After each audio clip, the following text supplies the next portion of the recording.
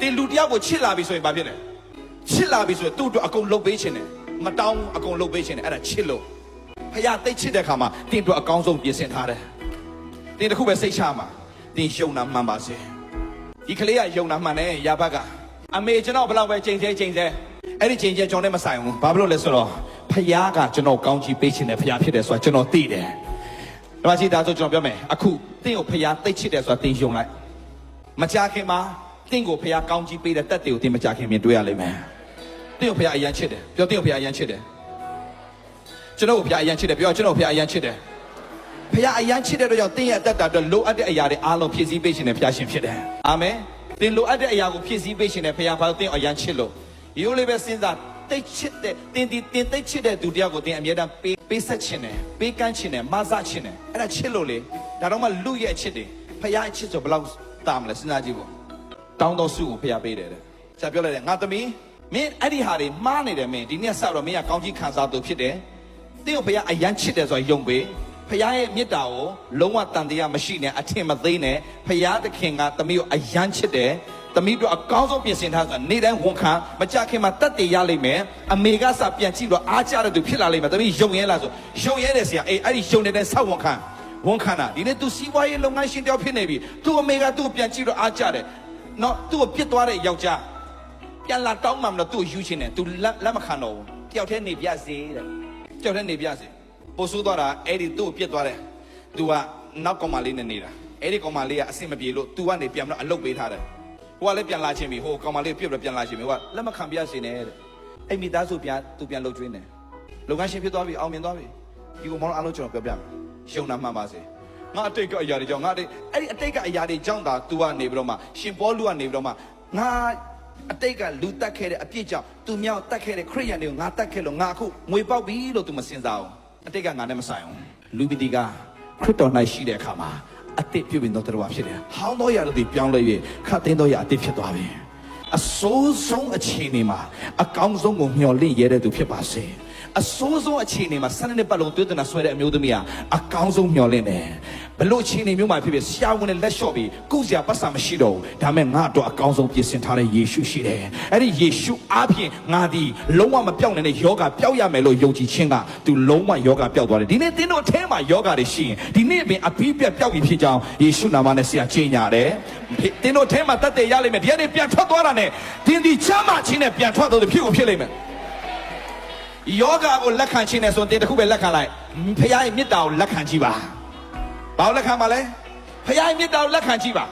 ဖခင်မေတ္တာလက်ခံကြည့်ငါ့ကိုတိတ်ချစ်တယ်ဖခင်ငါ့ကိုဒီယောဂထဲမှာလုံးဝရေရှည်မထားဘူးဒီယောဂထဲကနေငါ့ကိုဆွဲထုတ်ပြမယ်ဖခင်ရှင်ဖြစ်တယ်ဒီယောဂ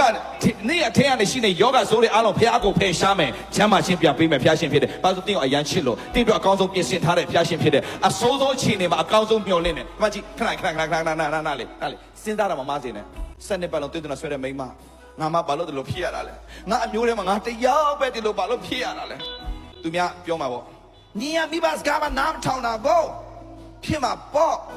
့ဟုတ်တယ်နော်ငါတဲလုံးငါမေကိုမြေကြီးကြောင်လှုပ်ခဲ့တာငါအခုပြန်တော့မြင်ရောင်သေးတယ်လှုပ်လိုက်သေးတယ်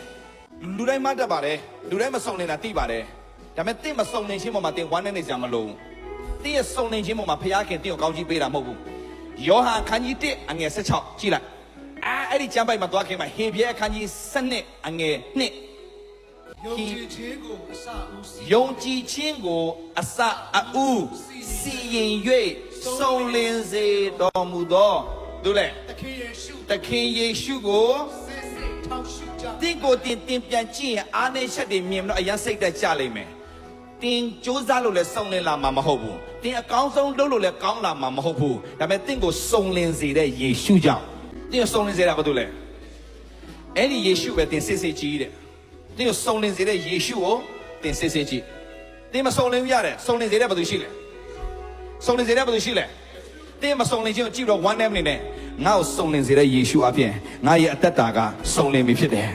ငါ့ကိုတတ်ရှင်းစေတဲ့ယေရှုအပြင်ငါတတ်ရှင်းပြီဖြစ်တယ်ဖြောင့်မတ်စေတဲ့ယေရှုအပြင်ငါဖြောင့်မတ်ပြီဖြစ်တယ်တင်းရဲ့မစုံလင်ခြင်းနဲ့ကြည့်တော့စိတ်သက်ကြနေစရာမလိုယေရှုအပြင်တင်းကိုဖခင်ကစုံလင်စေလိမ့်မယ်တင်ဝန်ခံမှာပါလေယေရှုအပြင်ငါစုံလင်ပြီယေရှုအပြင်ငါတန်ရှင်းပြီယေရှုအပြင်ပုံသက်တည်ဖြစ်ပြီယေရှုအပြင်ဖခင်ဘုန်းတော်ထင်ရှားပြီမရှိမတာယုံကြည်ခြင်းအစအဦးစီရင်ပါလေစုံလင်စေတော်မူသောဘုသူလေတ တင်းကိုတင်ပြမကြည့်နဲ့ယေရှုစစ်စစ်ကြည့်တင်းကိုတင်ပြမကြည့်နဲ့ယေရှုစစ်စစ်ကြည့်တင်းရဲ့စုံလင်ခြင်းမစုံလင်ခြင်းနဲ့မဆိုင်ဘူးယေရှုရဲ့စုံလင်ခြင်းပေါ်မှာတင်ရစမ်းပါတင်းကိုစုံလင်စေတာဘာလို့လဲတင်းကိုစုံလင်စေတာဘာလို့လဲတင်းကိုဖြောင်းမစေတာဘာလို့လဲတင်းကိုတန်ရှင်းစေတာဘာလို့လဲယေရှုပဲစစ်စစ်ကြည့်မင်းမကောင်းဘူးဟုတ်တယ်ငါမကောင်းဒါပေမဲ့ငါ့ကိုကောင်းမြတ်စေတဲ့ယေရှုရှိတယ်မင်းမစုံနေဘူးရတယ်ဟုတ်တယ်ယေရှုအပြင်ငါဒီစုံလင်တော်သူဖြစ်တယ်အဲ့လိုပြောတိုင်းမှာယေရှုကဝမ်းမြောက်တယ်ငါလှုပ်ပေးတာကိုသူလက်ခံတယ်အဲ့ဒါဖခင်ကြိုက်တယ်ဟုတ်တယ်လူတွေကြိုက်တာပြောကျွန်တော်ပြောပြမယ်ကျွန်တော်ယေရှုအပြင်စုံလင်တယ်ယေရှုအပြင်ကျွန်တော်ဖြောင်းမှတ်တယ်ယေရှုအပြင်ကျွန်တော်တတ်ရှင်းတယ်အဲ့ဒီဝန်ခံခြင်းနဲ့အားလုံးကျွန်တော်အထက်မှာဖခင်ကပြုပြင်လို့ရအောင်ကျွန်တော်အခွင့်ပေးနေတာဖြစ်သွားတယ်ဖခင်နာမှာဘုန်းကြီးပါစေဖခင်နာမှာဘုန်းကြီးပါစေလာမယ့်နာကမှာကျွန်တော်ဒီထက်ဖခင်ကျွန်တော်ချင်းမြောက်မှာဒီထက်ဖခင်ကျွန်တော်သုံးမှာမြန်မာလိုတရားဟောတာခင်ဗျားတို့နားထောင်တာနောက်ဆိုနားထောင်တော့မှာမဟုတ်ဘူးနော်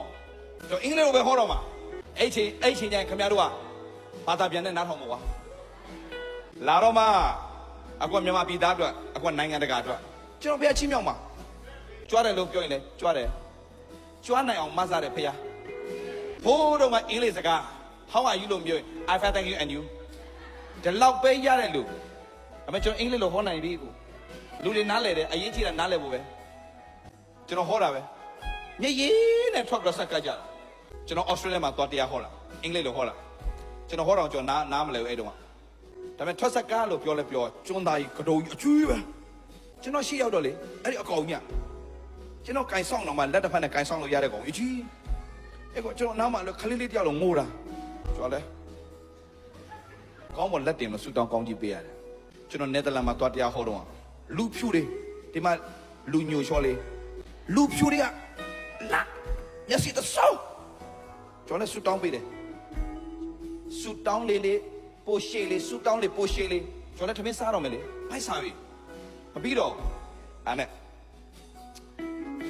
အဖြူကောင်ကြီး၄ယောက်ရောက်လာကျွန်တော်နားမှာပေးနာလာရက်လို့သူတို့အလုံးပြောပြတယ်ကျေးဇူးပြုရဲတဲ့ပါစတာဒေးဗလာထမင်းစားတော့ဖြစ်တဲ့အတွက်ကြောင့်နောက်မှဆူတောင်းခံကြပါအဲ့လေအဲ့၄ယောက်အကောင်အကြီးတွေခလဲမှာကျွန်တော်ခတ်တင်နေအဲ့လေမလုံးနဲ့ဆယ်နှတော့မအောင်ဖျားတဲ့အဲ့လိုချီးမြှောက်လို့ရတယ်ဖေအားကျွန်တော်တော့မဆားတယ်ဖေအားတင်းလည်းဘာလို့မဆားနိုင်မှာလား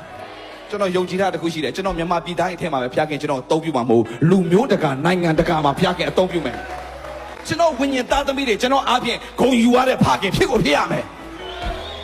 တင်လည်းဖြစ်ကိုဖြစ်ရမယ်တင်မိသားစုမှာတင်ကထူးဆန်းသောသူဖြစ်ကိုဖြစ်ရမယ်တင်မိသားစုမှာသူများပြန်ကြည့်ပြီးတော့အားကျတဲ့သူဖြစ်ကိုဖြစ်ရမယ်အာမင်တင်းဒီအစာဦးနဲ့တင်းငယ်တော့လဲနောက်ဆုံးနိုင်အလွန်ကြီးပွားတဲ့ခွန်ဖျားခင်ပြင်ဆင်ထားတယ်ယုံရဲတဲ့သူဖြစ်ပါစေအစိုးဆုံးအချိန်တွေမှာအကောင်းဆုံးကိုမျှော်လင့်ရတဲ့သူဖြစ်ပါစေအာမင်စနေပါလို့တို့တနာဆွဲတဲ့အမျိုးသမီးကတို့ပြောလို့ရတယ်ငါမှဘာလို့တို့ဖြစ်ရတာလဲငါမိဘစကနားမထောင်ခဲ့လို့ဖြစ်ရလားမသိဘူးအော်ဆိုတော့သူနောင်တတွေရမနေဘူးအစိုးဆုံးအချိန်တွေမှာအကောင်းဆုံးပြင်ဆင်ပေးနိုင်တဲ့ဖခင်ရှိတယ်သူယုံလားသူရဲ့လက်ရှိအခြေအနေကိုကြည့်တာလားယေရှုကိုကြည့်တာလားသူရဲ့လက်ရှိအခြေအနေကိုမကြည့်ဘူးယေရှုကိုကြည့်တဲ့အခါမှာယေရှုရဲ့ဆုံးလင်ခြင်းဟာသူ့စီရောက်လာတဲ့အခါမှာသူရမ်းမာသွားတာလေယုံကြည်ခြင်းကိုအစာအုပ်စီရင်ဆုံးလင်စေတဲ့သခင်ယေရှုပဲစေအာမင်တင်မဆုံးလင်ဘူးယေရှုအဖြစ်တင်ဆုံးလင်တော်သူတို့သူများပြောရလိမ့်မယ်ယေရှုအဖြစ်တင်ရသူများကြည့်ပြီးတော့အားကျတဲ့သူဖြစ်လာလိမ့်မယ်ယေရှုကိုဗဟိုပြုတဲ့သူတွေဖြစ်ပါစေယေရှုကိုချီးမြှောက်တဲ့သူတွေဖြစ်ပါစေယေရှုကိုသာအတ္တတာထဲမှာနေရာပေးတဲ့သူဖြစ်ပါစေယေရှုနံပါတ်1နေရာထားစမ်းပါတင်ဘဝမှာမဆုံးလင်ဘူးယေရှုအပြင်တင်ဆုံးလင်လာလိမ့်မယ်သူများကြည့်တော့လက်ညှိုးထိုးခါတဲ့သူကသူများကြည့်တော့ပြန်အားကျတဲ့သူဖြစ်လာလိမ့်မယ်တင်က0ဖြစ်နေပါစေယေရှုအပြင် hero ဖြစ်ရတဲ့ခွင့်ကိုဖျားခင်ပြင်ဆင်ထားတယ်လက်ခုပ်တီးလက်ဖျားခင်နာမကောင်းကြီးပေးအောင်ယေအာမင်အားလုံးခဏမတက်ထားရအောင်ဒါကြောင့်အစိုးဆုံးအချိန်တွေမှာကိုယ်အချိန်တွေကိုပြန်ကြည့်တော့ဝမ်းနေတဲ့သူတွေမဖြစ်ပါစေနဲ့အကောင်းဆုံးမျှော်လင့်ရတဲ့သူတွေဖြစ်ပါစေအစိုးဆုံးအချိန်တွေမှာအကောင်းဆုံးမျှော်လင့်ရတဲ့သူတွေဖြစ်ပါစေပြောရအောင်အစိုးဆုံးအချိန်တွေမှာအကောင်းဆုံးကိုမျှော်လင့်ရတဲ့သူတွေဖြစ်ပါစေဘေးနားမှာရှိတဲ့သူပြောရအောင်ကြောက်တဲ့လက်ဆွဲနှုတ်ဆက်ပြီးပြောရအောင်အစိုးဆုံးအချိန်တွေမှာအကောင်းဆုံးကိုမျှော်လင့်ရတဲ့သူတွေဖြစ်ပါစေ